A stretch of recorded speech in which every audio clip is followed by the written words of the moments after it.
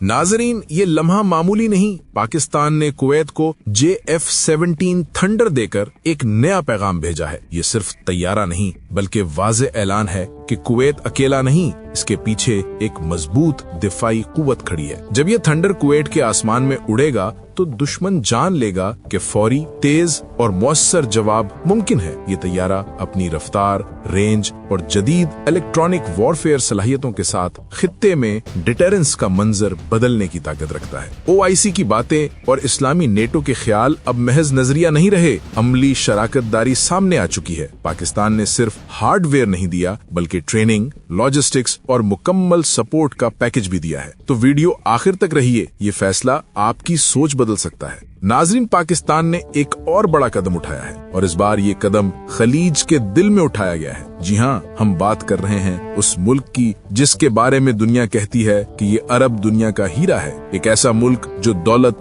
वसाइल और मजबूत क़यादत के बायस पूरे खित्ते में अपनी अलग पहचान रखता है। जी हाँ नाजरीन, हम बात कर रहे हैं कुवैत की। पाकिस्तान ने उस बहादुर और अमीर मुल्क को वो तोहफा दिया है जिसे दुश्मन मौत का परिंदा कहता है। JF-17 थंडर, एक ऐसा तैयारा जो आसमान पे उड़ के सिर्फ हवा को नहीं चीरता बल्कि दुश्मन के दिल को भी खौफ से लर्जा देता है। ये तैयारा सिर्फ एक मशीन नहीं बल्कि एक ऐलान है कि अब कुवैत तन्हा नहीं बल्कि इसकी पुश्त पर पाकिस्तान जैसी एटमी ताकत खड़ी है। और ये जहाज सिर्फ लड़ने के लिए नहीं बल्कि बचाने के लिए दिया गया है, ताकि अगर दुश्मन ने खलीज के किसी कोने से भी मैली नजर डाली तो उसे कुछ नजर न आए बल्कि सिर्फ JF-17 की धाड़ सुनाई दे जो ऐलान करे कि अब नए दौर का आगाज हो चुका है और पुरानी चालें यहाँ नहीं चलेंगी। नाजरीन, सवाल यह है कि आखिर कुवैत जैसे अमन पसंद और दौलतमंद मुल्क को JF-17 थंडर जैसे तैयारे की जरूरत क्यों पेश आई? क्या वाकई खलीज में कोई बड़ा तूफान आने वाला है या महज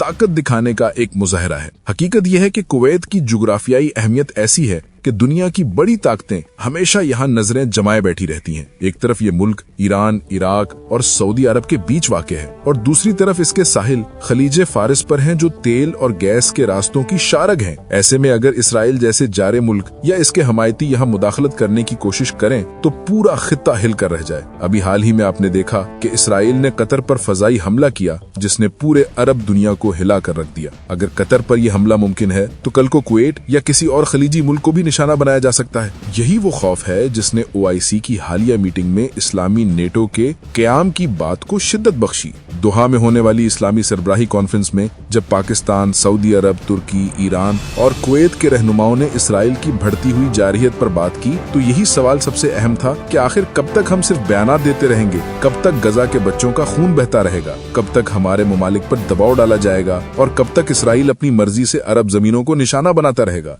यही वो लम्हा था जब पाकिस्तान ने इस्लामी नेटो के तस्वर को दोबारा जिंदा किया और इस बार कुवैत की क़यादत ने इस तजवीज को खुले दिल से सराहा। कुवैत के वली अहद ने वाजे कहा कि अगर मुस्लिम ममालिक इकट्ठे हो जाएं तो न सिर्फ इसराइल बल्कि कोई बड़ी ताकत भी हमारे वसाइल और हमारी जमीन को नुकसान नहीं पहुंचा सकती। दोस्तों, आपको ये भी बताता चलूं कि कुवैत के पास पहले ही जदीद असलहा मौजूद है, लेकिन मसला सिर्फ हथियारों का नहीं बल्कि एतमाद का है। आज इसराइल F-35 तैयारों के साथ कतर पर हमला करता है, कल को कुवैत पर भी यही तैयारे आ सकते हैं। ऐसे में सिर्फ मगरबी दिफाई निजाम पर भरोसा काफी नहीं। यही वजह है कि पाकिस्तान ने कुवैत को JF-17 थंडर फराहम करने का फैसला किया ताकि वो न सिर्फ अपनी हिफाजत कर सके बल्कि ये भी जान ले कि मुश्किल वक्त में एक एटमी ताकत उसके साथ खड़ी है। ये सिर्फ दिफाई ताउन नहीं बल्कि एक नजरियाती इत्तेहाद है जो OIC की हालिया करारदादों से मजीद वाज़ेह हुआ। अब जरा बात करते हैं JF-17 थंडर की खसूसियात की। ये तैयारा 1970 किलोमीटर फी घंटा से ज्यादा की रफ्तार से उड़ सकता है, यानी आवाज की रफ्तार से भी तेज।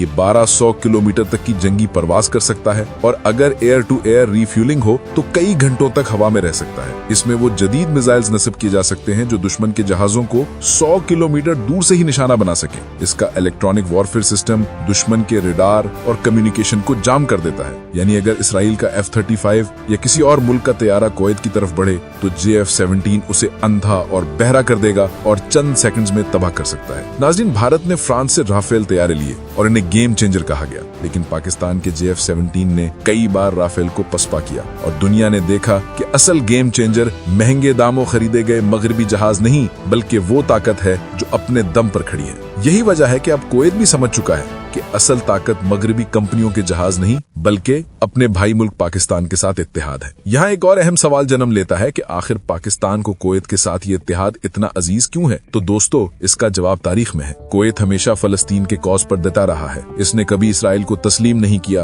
और हमेशा उम्मत मुस्लिमा के साथ खड़ा रहा है। आज जब इसराइल के हमले गजा और कतर तक पहुंच गए हैं तो कल को कुवैत भी निशाना बनाया जा सकता है। पाकिस्तान बखूबी जानता है कि अगर इसराइल ने खलीज के किसी मुल्क को निशाना बनाया तो उसके असरात पूरे खित्ते पर होंगे। इसलिए ये तैयारे कुवैत को देना सिर्फ एक दिफाई कदम नहीं बल्कि एक मुश्तरका ऐलान है कि अब किसी भी हमले का जवाब सब मिलकर देंगे। OIC की हालिया मीटिंग में जब इस्लामी नेटो के कयाम पर बात हुई तो कुवैत ने भी इसकी भरपूर हमायत की। कुवैत के रहनुमाओं ने कहा कि अगर मगरिब एक दूसरे की हिफाजत के लिए नेटो बना सकता है तो उम्मत मुस्लिमा क्यों नहीं। और यही बात पाकिस्तान ने दोहराते हुए कहा कि अगर एक मुल्क पर हमला सब पर हमला समझा जाए तो उम्मत मुस्लिमा कभी कमजोर नहीं होगी। दोस्तों, कुवैत के पास बेतहाशा वसाइल है। इसके पास दौलत है, इसके पास तेल और गैस है, लेकिन इसे इस सबसे ज्यादा जरूरत एक मजबूत दिफाई निजाम की है। यही वो खला है जो JF-17 थंडर पुर करेगा। पाकिस्तान सिर्फ जहाज नहीं दे रहा बल्कि ट्रेनिंग, पुर्जे और मुकम्मल सपोर्ट का पैकेज भी दे रहा है।